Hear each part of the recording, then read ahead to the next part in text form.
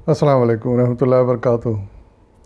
آج میں آپ کے سامنے سورہ روم کی آیت نمبر 1 سے لے کے 6 تک کا ترجمہ پیش کر رہا ہوں، سماعت فرمائیے۔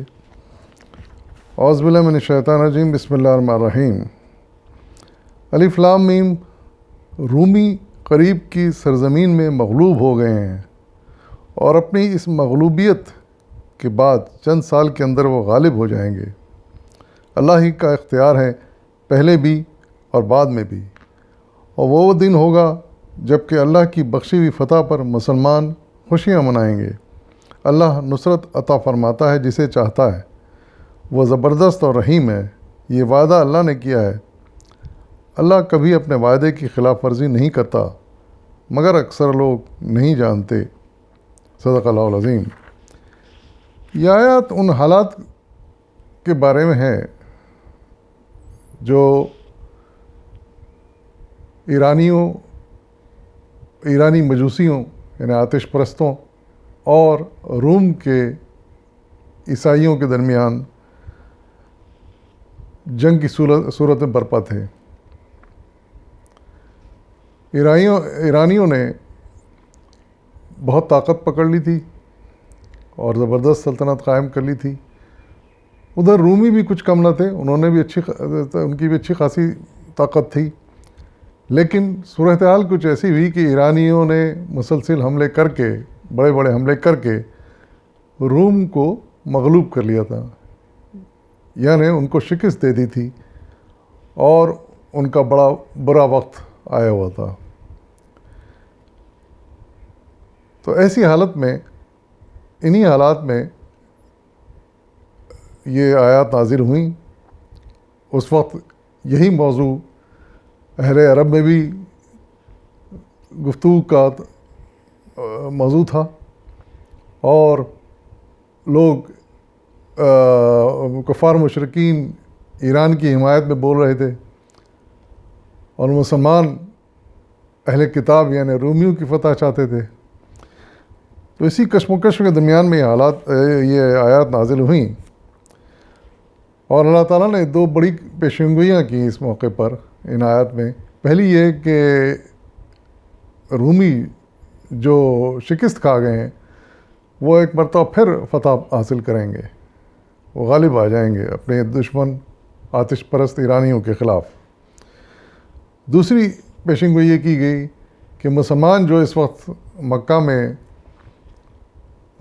پریشان کیے گئے ہیں، ان کو تنگ کیا گیا ہے، ان کو دبایا گیا ہے، ان کو ستایا گیا ہے، یہ مسلمان اتنی طاقت پکڑ لیں گے کہ ان کفار مشرکین کے مقابلے میں غالب آ جائیں گے۔ تو ان حالات کو سمجھنے کے لیے اس کا کچھ تاریخی پیش منظر ہمیں سمجھنا ہوگا، اور مولانا سید ابوالعلا مودودی صاحب رحمۃ اللہ علیہ نے ان حالات کا تاریخی منظر بڑے خوبصورت انداز میں پیش کیا ہے۔ اس کا کچھ حصہ میں آپ کو پڑھ کے سنا رہا ہوں۔ جو آپ لکھتے ہیں، ان حالات میں قرآن مجید کی صورت نازل ہوئی، اور اس میں یہ پیشنگوئی کی گئی کہ قریب کی زمین میں رومی مغلوب ہو گئے ہیں، مگر اس مغلوبیت کے بعد چند سال کے اندر ہی وہ غالب آ جائیں گے، اور وہ دن ہوگا جب اللہ کی دی ہوئی فتح سے اہل ایمان خوش ہو رہے ہوں گے۔ اس میں ایک کے بجائے 2 پیشنگوئیاں کی تھیں۔ ایک یہ کہ رومیوں کو غلبہ نصیب ہوگا، دوسری یہ کہ مسلمانوں کو بھی اسی زمانے میں فتح حاصل ہوگی۔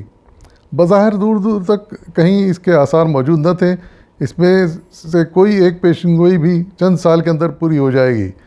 ایک طرف مٹھی اور مسلمان تھے جو مکے میں مارے اور کھدیڑے جا رہے تھے، اور اس پیشنگوئی کے بعد بھی 8 سال تک ان کے لیے غلبہ فتح کا کوئی امکان کسی کو نظر نہ آتا تھا۔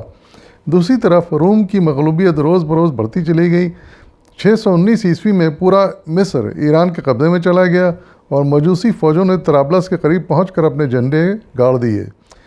ایشیائے کوچک میں ایرانی فوجیں رومیوں کو مارتی دباتی اور باسفورس کے کنارے تک پہنچ گئیں، اور 617 عیسوی میں انہوں نے قسطنطنیہ کے سامنے قلدون، موجودہ قاضی اس کا نام ہے علاقے کا، پر قبضہ کر لیا۔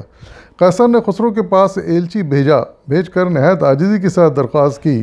قیصر یعنی روم کا حکمران، خسرو یعنی ایران کے حکمران، تو قیصر نے خسرو کے پاس ایلچی بھیج کر نہایت عاجزی کے ساتھ درخواست کی کہ میں ہر قیمت پر صلح کرنے کے لیے تیار ہوں، مگر اس کے جواب میں اس نے یہ کہا کہ اب میں قیصر کو اس وقت تک امان نہ دوں گا جب تک کہ وہ پابند زنجیر میرے سامنے حاضر نہ ہو اور اپنے خدائے مصلوب کو چھوڑ کر خداوند آتش کی بندگی اختیار نہ کر لے۔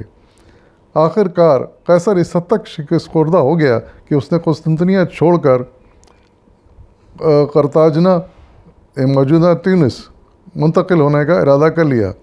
غرض انگریز مورخ گبن کے بقول قرآن مجید کی اس پیشنگوئی کے بعد بھی 7-8 برس تک حالات ایسے تھے کہ کوئی شخص یہ تصور نہ کر سکتا تھا کہ رومی سلطنت ایران پر غالب آ جائے گی، بلکہ غلبہ تو درکنار، اس وقت تو کسی کو یہ امید بھی نہ تھی کہ اب یہ سلطنت زندہ رہ جائے گی۔ 622 عیسوی میں ادھر نبی صلی اللہ علیہ وسلم ہجرت کر کے مدینہ طیبہ تشریف لے گئے، اور ادھر قیصر ہرقل یعنی جس کو انگریزی میں ہرکلس کہا جاتا تھا، خاموشی کے ساتھ قسطنطنیہ سے بحر اسود کے راستے طرابزون کی طرف روانہ ہوا، جہاں اس نے ایران پر پشت کی طرف سے حملہ کرنے کی تیاری کی۔ اس جوابی حملے کی تیاری کے لیے قیصر نے کلیسا سے روپیہ مانگا، اور مسیحی کلیسا کے پاپا اعظم سرجیس نے مسیحیت کو مجوسیت سے بچانے کے لیے گرجاؤں کی نذرانوں کی جمع شدہ دولت سود پر قرض دی۔ ہرکلس نے اپنا حملہ 623 عیسوی میں آرمینیا سے شروع کیا، اور دوسرے سال یعنی 624 عیسوی میں اس نے آذربائیجان میں گھس کر زرتشت کے مقام پیدائش ارمیا کو تباہ کر دیا، اور یونانیوں کے سب سے بڑے آتش کدے کی اینٹ سے اینٹ بجا دی۔ خدا کی قدرت کا کرشمہ دیکھیے کہ یہی وہ سال تھا جس میں مسلمانوں کو بدر کے مقام پر پہلی مرتبہ مشرکین کے مقابلے میں فیصلہ کن فتح نصیب ہوئی۔ اس طرح دونوں پیشنگوئیاں جو سورہ روم میں کی گئی تھیں 10 سال کی مدت ختم ہونے سے پہلے بیک وقت پوری ہو گئیں۔ یہ وہ تاریخی پس منظر تھا جس سے ہمیں پتہ چلتا ہے کہ کس طرح اللہ تعالیٰ نے ایک مختصر وقت میں یہ دونوں فتح نصیب فرمائی، اور اس طرح اللہ تعالیٰ کی پیشنگوئی بالکل سچی ثابت ہوئی۔ اور اسی لیے اللہ تعالیٰ اپنی اگلی آیت میں ارشاد فرماتے ہیں کہ اللہ ہی کا اختیار ہے پہلی اور بعد میں بھی کہ جس کو چاہے غالب کر دے۔ اور یہ حقیقت ہے کہ جس طاقت کے پیچھے اللہ کی طاقت ہو پھر اس کو کون شکست دے سکتا ہے؟ یقیناً اس کو آخر کار فتح ہوتی ہے حاصل۔ اور وہ دن ہوگا جب اللہ کی بخشی فتح مسلمان خوشیاں منائیں گے۔ اللہ نصرت عطا فرماتا ہے جسے چاہتا ہے، اور زبردست رحیم ہے۔